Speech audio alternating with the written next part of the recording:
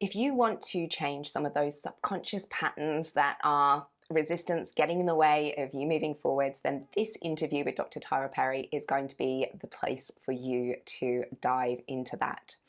We explore how to rewire the brain through hypnotherapy, what it is that creates our resistance, and how we can create habits to build ourselves new right now. And that is provided the meaning is always relevant to your heart and to your journey. Enjoy. Allow your heart to listen.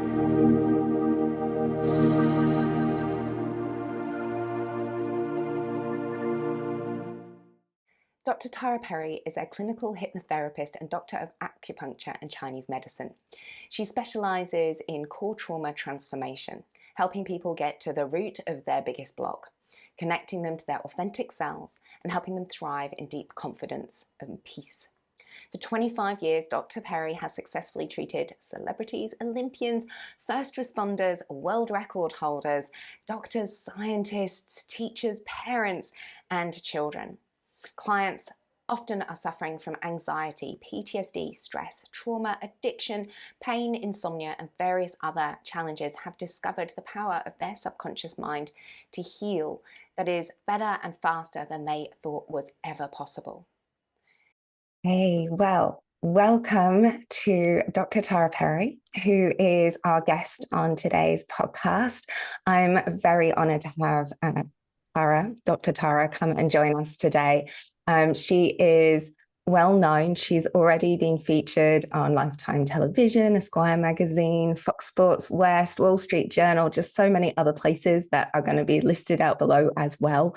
But it's a real honor to have someone of her expertise and experience joining the podcast to share with you around how we can more quickly access and resolve those deep stress and anxieties that we get caught up in, and we get stuck believing it can't leave quickly. And so I'm really excited that she's come to share with you guys a bit more about her expertise and her experience.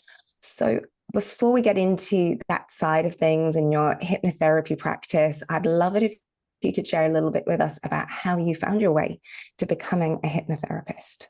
Absolutely. So for 25 years, I did acupuncture and nutritional medicine. I had my offices in Santa Monica and Beverly Hills and Belmont Shore. I taught at Emperor's College and UCLA. And I love, love, love natural medicine. I love that it just helps restore people to health in a really elegant way. And so a woman came in who had this horrible traumatic past, and she was raving about what she was doing. And when I found out it was based in hypnosis, I'm like, oh, let me meet your person, because I've always been fascinated with hypnosis. I had been to two of the top hypnotists in Los Angeles, but it didn't rock my world. I mean, they were highly intelligent people. They did great work. But the experience didn't really do it for me. Whereas when I met with this person and did the process, I was like, okay, this is different. This is really getting past the conscious mind and into that massive subconscious mind that is doing 40 million bits of information per second versus our conscious mind that's only processing about 40 bits of information per second. So there's just no comparison. And we often ask ourselves, why is it that I want to do this, but I end up doing that, or I want to feel this way, but I end up feeling that way. And it's because you can't solve a problem with that 5 to 10% of your brain. And that's why so many people I've worked with have been through, decades and decades and decades of therapy and classes and seminars and YouTube channel things. And and they never got over the stress, the anxiety, the panic attacks, the whatever it is for them. And a lot of times that ends up being health issues, because as you know, if you're living in fight or flight, that's going to eventually catch up to your health issues. So that was just kind of the beginning of me diving into the subconscious mind and training with some of the world's greatest people in transformation, and figuring out that the subconscious mind has a different way of speaking. It speaks more in pictures and in feelings. It's less linear than the left part of our brain. I had the privilege of interviewing Jill Bolte Taylor, who was the neuroanatomist who had a stroke of half of her brain. Yeah, and I see you smiling and laughing because I love her. I love her. her TED Talk went viral, and she wrote a wonderful book called Whole Brain Living. But without our pesky left brain, we're blissed out. We don't know where our body stops and the rest of the world starts, and that's wonderful, except that you can't function in 3D reality. So we need this left brain of ours that, is really good at categorizing and, coming up with descriptors for things and comparing and contrasting and all that. Except that in our crazy human experience, it often gets in the way, because if something traumatic happens to us, usually between the ages of 2 and 10, we're such sponges at that time that it fires and wires a strong thought with a clear emotion over and over and over again, and we don't get out of that pattern. So even though our environment may be safe, we might have a good life going on, we're still stuck in that, I'm not good enough, I'm in danger, I'm not safe. So when you can go in and actually dialogue with the subconscious mind and see what it is, why it got implanted, what it needs, what it wants, I typically find that people are like an iPhone 16 operating on iPhone 4 technology, and it just isn't working out all that great. But once you go in and talk to the software and dismantle the old software and input more relevant software, then somebody can experience the kind of, happiness and joy and happiness and peace that they've been looking for. Beautiful. Okay. And with the clinical hypnotherapy that you do, so what's the difference in that process maybe from some of the other processes that you've done before when you'd taken hypnotherapy? Yeah, I found that some hypnotherapists, they relax people, but they still end up talking to the conscious mind rather than bypassing the conscious mind and going to the subconscious mind. And so as a therapist for you, I think my brain, when I think of hypnotherapy and I think of when I did my yoga nidra training, is that hypnagogic state and kind of how it is that we help the brain take that bridge from the conscious mind to that unconscious mind, and I see it when I see people commenting on yoga nidras, how they're still in that logical mind. They don't always feel that when you say remaining awake, it doesn't mean you can't allow the brain to switch off. They feel like there's the pressure to keep that logical left brain operating as they go through the practice. And that if they don't have the left brain activated in the practice, they're somehow or another not awake for doing the yoga nidra practice. And so my understanding, at least, obviously not trained as a hypnotherapist, is that it's a similar process, that you're moving someone's brain into that same state. Interesting. Yeah, I'm not familiar with what you do, so that sounds really interesting. Yeah, once you speak the language of the subconscious mind, you realize, okay, there's various ways to bypass the conscious mind, and just again, I've just seen so many people that had PTSD, and one gal that I worked with was attacked by a Rottweiler and had to go through 6 jaw surgeries. She was living in pain and fear of losing more teeth and having more surgeries, and developed a choking disorder. Every time she ate, she was at risk of going to the hospital. And her husband contacted me and said, "Can you help her?" And literally in the first session, she knew, okay, this is different. This is working. And after 2 sessions, she didn't need to go to the ER anymore, and no more surgeries, no more teeth lost. And there's just been so many instances like that. People that were going in for surgery and had started having claustrophobia issues, couldn't drive through a tunnel without having a panic attack. And in just one session, we had relieved that. That particular person, when he was under anesthesia, did find the need to do a second session. I do work generally with people over 90 days with 3 sessions, because I find that there's layers to things, and I want to make sure that that issue that they came to me with is either significantly dialed back or gone.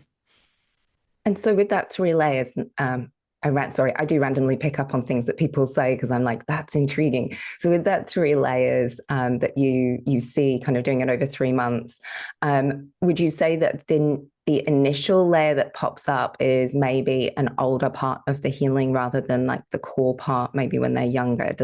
Or is it completely nonlinear and there's not anything consistent? I just find that people are really different, and that there are layers. So it's not satisfying to remove one layer. In Chinese medicine, which my background is, acupuncture and Chinese medicine, the goal is to get the root of the problem. So when you take a problem out by the root, then it just doesn't grow back. I've had people come to me who had medical anxiety and they were running to doctors all the time. They weren't sleeping at night. They weren't spending time with their friends and had done regular therapy. And in that particular case that I'm thinking of right now, it made her worse. And she came in for her third session. She says, look, I just came to say thank you. My anxiety's gone. I'm getting married and I'm busy. So see you later. And these are all on my YouTube channel. If people go to my YouTube channel, Dr. Tara Perry or Dr. Tara Grace Perry, I'm not sure which it is. But there's there's a playlist there. And thank you so much for correcting me on my own YouTube channel. Okay, I'll put the link below. But then they can hear the stories of the people that had all these experiences and what it was like. And my part of the goal why I started recording these things is because I wanted to help demystify the experience. It really kind of bums me out that a lot of people don't avail themselves of this because it's strange, it's weird, it's scary. It's like, oh my God, I'm giving over the keys to my subconscious mind to somebody else. And that's not true. You're actually becoming more aware, not less aware. And you're peeling away old limiting programming that I often describe it as like carrying around a 150-pound backpack that you didn't even know was there. You know, you spend the day exhausted and you can't figure out why because things aren't really that bad in your environment. Like one gal, she was an oral surgeon and she came to me and she said, you know, I just don't feel comfortable asking for money. And she's a brilliant woman, does fantastic work. And we went back to the root of the reason and found that it was when she was doing homework with her sister. Her sister's even more brilliant than she was. And her father said something that just wasn't flattering. And so she interpreted that as, oh, I'm not worthy. And just fired and wired that pattern for decades, you know, on into her big, beautiful professional career. So we rewired it. And I called her up a couple of months later. I said, how's it going? And she says, oh my God, I go home with more energy. I'm a better wife. I'm a better mother. I says, dollar wise, what's it worth to you to be able to ask for what you're worth? She says, about an extra $10,000 a month. Wow. That's In fact, wonderful. I just worked with my podcast manager, and that we actually did the interview twice, and the reason we did that was because right after we did the session, he was scheduled to go to a Dr. Joe Dispenza event. I'm like, you're not going to know which ends up and what's doing what if you do that, and which is great because you know I love Dr. Joe. I've done 10 of his live events. Actually, no, I'm doing my 10th coming up in December, and you know it's a great modality. It's a great tool. Um, so anyway, my podcast manager just wanted to feel better about himself, wanted to feel self-worth because back in his childhood, stuff got programmed in there that said the opposite of that.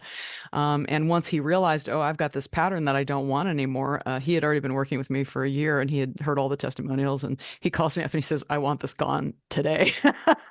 So we set up a time and, you know, now he got the best night's sleep he's ever gotten and has continued to. He cut out all the things in his life that were toxic and weren't serving him. I said, dollar wise, what is it worth to you to show up fully in your life? And he says, oh, I think I made an extra 50 grand this year. Wow. That's fabulous. Yeah. And it's funny. One of the things that when I was going through your videos and your work and preparing for today, actually, it was the self-worth came up really strongly, like that enoughness feeling feels like it's such a common thread in a way. And I know that, you know, when we talk about what's underneath stress, what's underneath anxiety, we can talk about all of the modern lifestyle ways in which, you know, there are stresses added to our life, you know, the way that phones work, the way that we interact with technology, they do layer stress. But again, like I'm a true believer that it's neutral. You know, I used to be a technology lawyer. And so my background is that technology is only as good as we use it and as the people who create it want you to use it. And you can use it in a way that is not how it's intended to be used as well. You know, and so a lot can be done with intentionality, but we need to have good self-worth. We need to not be turning to the technology to know that every ping that it makes is in some way validating who you are. And so that's just a simple example, right, of where we might feel stress and anxiety, but it's not the root, as you say, of where does that wanting to get that affirmation from? Where are we seeking that validation from? And so I guess, is there, when you're giving these examples of where people are saying, my dad said something super simple. Do you often see them as those very simple misinterpretations from those early childhood years? Well, I get people from all walks of life and from all backgrounds, and sometimes it's something silly like that. Like one gal was phobic of snakes, and if a snake showed up on her cell phone, she'd hurl her phone across the room, and she was never able to go outside and enjoy the outdoors with her family because she'd be afraid a snake would show up. And I thought, oh my God, she must have been almost killed by a snake when she was younger. But no, it was something really dumb. They had a boa constrictor at one of the school events that she went to, and the kids all needed to go pet this boa constrictor before they left the room. And she was so terrified of that, she escaped out the back. And that ignited this huge fear of snakes. And so that just needed to be rewired. And after a couple of sessions, she was then able to go, and spend time with her family out in nature, which was, a huge blessing. But I also get people that have immense physical, sexual trauma, because there's unfortunately way, way, way too much of that. So it doesn't really matter what happens to us. It's our interpretation of ourself, the world, and other people. That's the thing that gets us. We're tribal in nature. So if we get the message along the way that we're not okay, we're not worthy, it terrifies our nervous system, because in the past, if you were rejected by your tribe, that meant being banished to the woods. You could get eaten by wild animals. You could get captured by a neighboring tribe. So our nervous system has it embedded that you don't get rejected. It's just too painful. In fact, public speaking is number one on the list of fears in the human race, over death. So this is hardwired into us. And so that part of you that is saying, you're not worthy, don't speak up, don't get too noticed, or whatever it is for you. And the language changes, the methodology changes a little bit, but it's there to protect you. Even though it's ruining your life. It's not allowed up for yourself. It's not allowing you to be the fullest version of yourself. It thinks it's protecting you. Again, it's that iPhone 16, operating on iPhone 4 technology. So the subconscious mind will be willing to drop that. The brain currently prefers a familiar hell to an unfamiliar heaven. So our job is to make heaven familiar and hell unfamiliar. And that's just pruning and firing and wiring new neural pathways and letting go of others. But the brain doesn't like to change. It likes to conserve energy, and it wants to go back to what's familiar, even if what's familiar is horrible. So once the subconscious mind can see, oh, that's a hot poker I'm holding on to. That hurts. That's not good. It'll let it go, but it needs that path from where it is to where it wants to go. So when I'm working with somebody after we do it usually takes about 2 hours for the session, a pathway becomes clear. The answers bubble up in the subconscious mind. I always say it's great because I don't have to figure it out. They don't have to figure it out. You just Google the subconscious mind and the answers bubble up. A pattern becomes clear. You connect the dots and you create that audio from where you are to where you want to go. Listen to it each and every night as you drift off to sleep. I do give people a high performance planner because I want them to take a few notes each day about what's shifting and changing. It's a lot like going to the gym when your muscles are weak. If you just have a little program, that's not a big deal, doesn't take a lot of time, and you just go and work those little muscles out. Or it's like learning to learn a sport or learn a language. It's just the discomfort of learning something new. But when you're motivated, and I work with people with an 8, 9, or 10 need to change and an 8, 9, or 10 commitment to change, because once I have that commitment, I mean, for real, not pretend, then they're like, yes, I want to change, because the living the way I've been living is just not acceptable. And it's so important to have that motivation. I think from what you say, it reminds me of a couple of things. One is I had a brain injury. So for me, that was a good way, because it was a left frontal lobe. So it was a really good way for my left brain to have to learn to be quiet, because it was just in a mess. And so it was years of allowing that subconscious in a way to come through.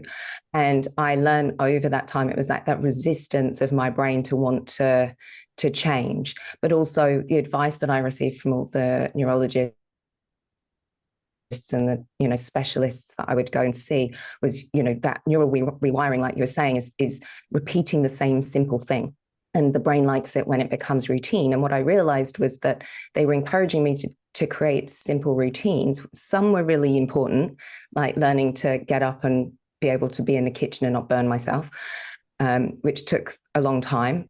But at the same time, I also realized that by making everything automated, I wasn't mindful. And actually, when I allowed things to become automated, that's when bad habits could slip in. And so for me, actually, it was part of the rewiring of my brain was to not do what all the doctors told me to do, which was to allow a level of staying really present with what I was wiring and how it didn't need to be rewired in certain ways. Like, was that rewiring really in this occasion appropriate, or was there a kind of a more refined, peaceful way of rewiring my brain as I did things? And so I really, obviously mine took years because it was about actual like cognitive kind of rebuilding from the brain injury, but it was that same process. I think, as you're saying, it's small steps and being really present and aware of what those changes are and how it is. Yes, we might be resistant to those changes, and then maintaining that as a habit. Like, so that's the habit to me to maintain, is the awareness and the mindfulness that each time I repeat something, it doesn't need to be repeated the way it was last time. It can evolve. Beautiful.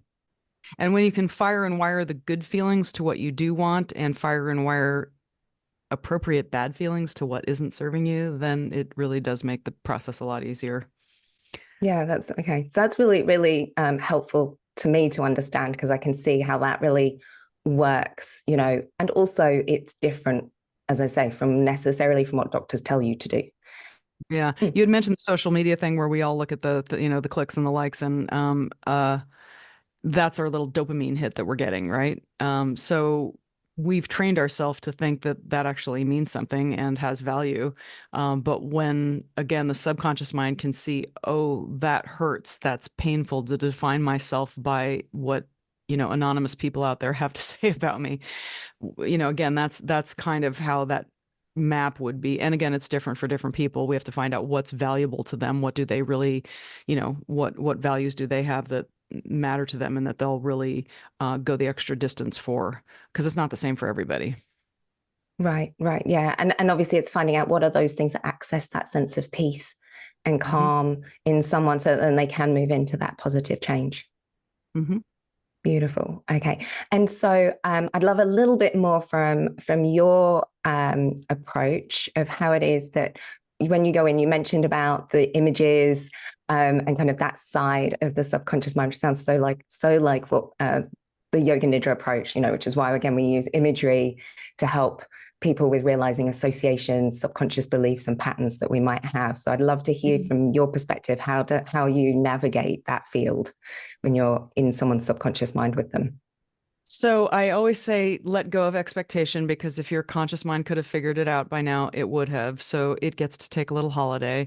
And it's like you're sitting in a movie theater. You might see things, you might hear things, you might have sensations in your body, you might, different kinds of recall. And there's no wrong answers, which is lovely. So whatever comes up is appropriate. And we just, again, allow enough things to bubble up, connect the dots. There's several different processes that you can have somebody go through. So if one thing isn't particularly yielding the result, another one will. And then once we have that clear pattern that, the person's here, they want to go to here. This is the thing that they would really, love to experience, is congruent with their values. Then it'll be willing to make that journey. And so I make them an audio recording that has language in it that's powerful for them. Okay. Because if it's powerful to me, it's meaningless. If it means something to them, then they'll be willing to make that journey. So then they listen to that each and every night. As those neural pathways are building, they're going to start to see shifts and changes. Often people report better sleeping. When I make the audio for them, they don't even have to consciously be aware of it as they're listening to it as they drift off to sleep. A lot of people are asleep by the time, they're 3 minutes into the video, the audio. But I've had lawyers. I know you're a lawyer by trade, and that can be a very stressful thing. One that I worked with within the last year, her doctor said, you've got to dial your stress back because you're going to have medical issues if you don't deal with this. And she's like, well, I don't know what to do. So she found me, and actually she met me at the gym a year earlier. But a year later, she calls me and she's like, do you have any time in your schedule? So she comes in, she didn't tell her husband, but a week later, she was so calm and relaxed and like present. He's like, what's going on? What did you do? And got one of the Fitbits and, the Aura Ring and stuff like that. And she could see that, within the first 2 or 3 weeks, she had already tripled her REM sleep. And I hear that a lot. I worked with one gal in London who hadn't slept well for 7 years. She only slept 3 to 4 hours a night. She did regular sleep therapy. It did nothing for her. She says, I don't know how you did this. You didn't even mention sleep. I didn't have to. I just had to remove the emotion that was preventing her from sleeping in the first place. Well, that brings a question to mind as well around sleep disturbance, which is obviously is the subconscious trying to work through things, right? And so if we don't have appropriate support, I guess, around us in order to work, to be able to see that that's what's going on in sleep, we don't know what it is that's the disturbance, right? So it's how can you tend to that in the waking day and give that subconscious more of a break? I'd like to describe it as the fire alarm in your house going off all the time. How useful would that be? You get numb, you just be on edge all the time. How useful it doesn't tell you anything because it's going on all the time. So we want to dial that back so that it's still functional. You want to have an alarm system if you need an alarm system. If somebody's, in front of you on the freeway and you're going to hit them, you need to be able to react. But other than that, it needs to be off, like most of the time, functional, but off, so that your immune system can function, your digestive system can function, your hormonal system can function. So this is really good at going in there and talking to that alarm system, and again, finding out what's going on, why is it on, what do you need. It's usually a message that you're not safe, you're in danger, you're not enough, you've got to do something, da da da da. But if it's on all the time, it's useless. And if you're not getting any sleep, you're no good for anybody. I often describe it as like the air mask that comes down when you're in the airplane. You got to put the mask on yourself so that you're whole and complete and can be able to take care of other people. Love that. It's beautiful. And so when you're before you have someone come in for a session, what would be your recommendation for helping them prepare to come and work with you in terms of maybe understanding a bit about their subconscious and what's going on with that stress? So everybody that I work with, I've had a half-hour conversation with them on Zoom. I have a little slide deck so that they can get a good idea of what it is, what people experience, and see if it's a good fit for them. Then I have a comprehensive intake form, which has a lot of thought forms on it, and thought tracks, and it's a big checklist. And so you read them and you go, oh yeah, that's me. I think that all the time. And oh yeah, I think that. No, I don't think that. No, yeah, I think that all the time. So you can just go, oh wow, there's a whole bunch of invisible messages I've got going on all the time in my mind. And then there's basic questions. I like to know, how did somebody grow up? What was your relationship like with mom, dad, and siblings? Because again, that age is between 2 and 10. It's so critical. We're like a sponge in that time. We don't have the ability to say, no, that's not me. That's not who I am. That's not appropriate for me. It just goes right in. And it often just fires and wires throughout somebody's lifetime unless they do something to rewire that. And so another thing is I feel like I get to let people out of prison for a living, and that is incredibly gratifying. That is, yeah, that's huge. I'm really excited. I mean, I'd love to just see this proliferate, and have people not so limited by their own subconscious beliefs. Yeah, well, because we make poor decisions, right? When we're in that state, like you say, if you've constantly got the alarm going off, you can't. It's hard to think and therefore make sensible decisions that maintain good health. Well, I can't tell you how many people that I've worked with that are incredibly accomplished, and they don't experience that because they're still living in the past. They're still firing and wiring what a parent said to them, what a relative said to them, what a teacher said to them. And sometimes they're aware of it, and a lot of times they're not. And so, do they? Is there an often a lot of surprise when they become aware of it? Oh yeah, sometimes they're totally shocked. I had one gal that I worked with who was a gallerist in Switzerland, and she was a lawyer and had no problem asking for money. But when she became a gallerist, she just was like, I can't ask money for this. And so she wasn't serving herself. She wasn't serving her clients. She's an advanced meditator, which I love because they already know how powerful their mind is. But they usually have something that they want to resolve because we all do. And so we went to the root. It was something completely out of left field that she never would have expected, and we rewired it. And she's now selling paintings for $30,000 and $40,000 and having a great time. Oh wow, And wonderful. sometimes it's not all, income related. I know on this particular program we've talked a lot about that, but sometimes it's just health related. Sometimes it's quality of life related. If you can't ever feel self-love, if you can't ever feel good about yourself, then it doesn't matter how much stuff you have out there. If your experience of life is I'm unworthy, then that's awful. And I mean, it's empty, isn't it? It's that empty feeling that leaves people feeling lonely, even though they're surrounded by people, surrounded by things. You can have what looks like a picture perfect life. And yet, if within it feels absolutely desolate and that Yep. you can't connect to any of it, then in that sense, you can see that kind of what's the point in that. And I agree with you. I think so much of us driving to success, and you see people either they get driven to success or they don't go anywhere, right? And they kind of give up. And either way, it's a stress on our system and our performance that we can't sustain necessarily with longevity. And with that emptiness, do you really want to get to that point in your life where you're like, I did all of these things and I still feel empty? It's like, well, what was the point in all of that? And it reminds me a lot of like the empty nesters who they work so hard, they bring up their kids, and then when it's all done, they're left wondering what was it all worth, and now they don't feel like they have that quality of life. And so it's how can we bring that in when someone's younger, right? And actually be in the process and feel that fulfillment as part of the journey. 100%. And I feel like you and I share that mission of kind of Absolutely. wanting people to feel that level of fulfillment through life, and that, yes, that guides different decisions. Every time you do this kind of work, as you know, you end up feeling lighter. Your people that you hang around with are more like-minded, they're more supportive. Just everything gets better. Yes. And it's a spiral. And I sense when you mentioned earlier on around that process where the subconscious mind is wanting things to be different, it can see a way forward, as it were. But the conscious mind is kind of stuck in its routine and doesn't know how to help us break out of that. It makes me feel that there's my brain just went completely. That happens to me too.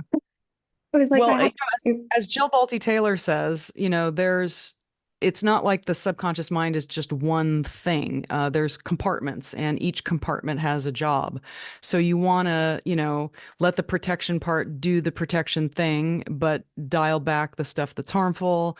You want the creative thing to be able to do its thing, to see creative solutions for things. You want the part that loves you to be able to do so because it sees you as worthy and glorious and worthy of being valued and protected. So there's different parts of the subconscious mind, and they all have roles to do. And when you balance them out and have everybody, it's like a team, as Jill Bolte Taylor says, and you want that team working together and functioning optimally because everybody's got a role in there. Yeah. And I think it's as she calls it, that whole brain living is so important because it opens up what it is that really wants to come through us. That's what I was trying to get to. So thank you for that. It's that underneath, sometimes we fear the joy that actually we have available to us. And if we're not familiar with that joy, if we're not familiar what it is to have that level of fulfillment, we're actually sometimes more scared of that. And allowing that to like bubble up, and come through, it's like, it's so unfamiliar. That's the bit that in a way we fear. I had one gal call me the day after she had a lifelong of anxiety. And she called me the next day and she says, I feel like I'm stoned. Is that normal? And I'm like, yeah, that's what it feels like to not have anxiety. That's so adorable. Yeah. So it's allowing our joy to come through. And I think that, to me, that's what I see is people want it, but they're scared of it at the same time. But that's when we allow the whole of the subconscious mind to work together, naturally, that's all it wants. It's all it ever wants for us is to move us in a direction of living in that joy. And that can be peaceful. It can be connection. It can be whatever it is for that individual as a way of expressing and experiencing it. And trusting that it's okay to stay and be in that, and allow more of that through is part of the discovery, which is just wonderful that you're helping people so quickly access that shift. And so is there anything that you would love for the listeners to take away? Is there a tip that you'd love for them to take and try out for themselves? Well, I do have a reading list on my website, consulttara.com. So there's a lot of fabulous books. I love to say we stand on the shoulders of giants. Um, um, I love meditation. I love Dr. Joe's work. Cold therapy is phenomenal. Earthing and connecting to nature is wonderful. Getting really healthy with your boundaries and who you spend your time with, because having that beautiful connection with a community that you thrive in is super important. So there's just so many components, and I love James Clear's Atomic Habits. If you just get 1% better each and every day, it compounds on itself, and then you can find at the end of the year you're 37 times better in the direction of your goals, hopes, and dreams. So just whatever you're doing, make sure that it's something that has a proven track record for awesome outcomes, and then just little fine tuning here and there, and life can get a lot more enjoyable. It really can. I feel like that it's such wise words that you say in terms of, it's small fine tuning, right? And then it happens rather than us always looking for like the one big bolt of lightning that changes everything, which it can do. Sometimes it's a bolt of lightning. I mean, I've interviewed many people who had near-death experiences, and some of them, it was like a bolt of lightning. In fact, one of them I did a session on, and it blew him away. He grew up on the wrong side of the tracks in New Jersey, mafia, gunshots, drugs, and nobody that grew up in that way generally had much of a life. He had a near-death experience when he was 20 and came back with gifts of being able to communicate with people on the other side. He wrote The Atheist in the Afterlife. So sometimes it does happen like a bolt of lightning, but not always. And sometimes it's both. Sometimes we have major shifts and changes, and the rest of life is small shifts and changes. Yes, yes. And I think it can be a mixture of both. Obviously, we'd prefer it not to have to be something as severe as a near-death experience for someone, or a traumatic event in any way. It's always nicer if we can move through things without trauma, without it having to be a big event that can be a lot also for people to have to move back from. It's as we know, like how people react to different events can be so vastly different. And so, yes, always taking those small steps to start with, hopefully without having to go through big traumatic experiences, if we can. But big fun experiences are also really welcome, like going to big events like with Dr. Joe Dispenza or something like that can allow it. If you have had a big traumatic experience, I mean, just know that a lot of people, when they get to the other side of it, often say, oh, wow, that's the best thing that ever happened to me because I learned XYZ. It took certain things out of my life so I could put other things in. It's kind of crazy how that works. It's the gift, is the gift that comes from it. And that's what I've always said about my brain injury, is that it was the gift, and I wouldn't wish other people to have to go through something like that and the impact that it had to have on my life. I would not have learnt my lessons if I hadn't have been able to lose my career, my home, my marriage, all my money. I had to lose everything and my health in order to rewire things, and sometimes it's but we have to see, oh, I was that stubborn, I was that resistant. And that's a side, I think, of knowing, then also knowing and understanding yourself better, which is always part of the gift that comes with it. So yes, most definitely. And if there's anything else finally that you'd like to share before we close today, you're more than welcome to. I sometimes, I thought about asking like a fun, silly question, but I'm like, no, I just want you to share what you're here to share. So if there's anything else that you'd like to share with everyone. Well, if any of your listeners would like a free short meditation, they can go on my website, consulttara.com, say, I've heard you on Nid's podcast, and I have one called Unzip, where you can just kind of unzip from all that you know about yourself and go into no place, no space, no time, and just hang out there and allow yourself to regenerate. Oh, blissful. That sounds awesome. Thank you. I'll be going and checking that out straight away. So I'll pop all the links below anyway, so everyone can come and find you and your YouTube channel, and the links to your Instagram and Facebook as well, so that people can connect with you more directly. And I'm sure that there will be more questions and intrigue as to those quick 3-month shifts with your work. Well, thank you so much. I appreciate being on your show, Nid. Thank you so much. Yeah, thank you so much for joining me today, Tara, and I will look forward to hearing and speaking to you in the future.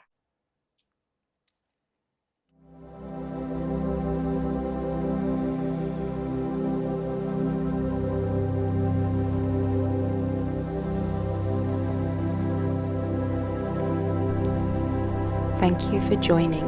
Have a wonderful day.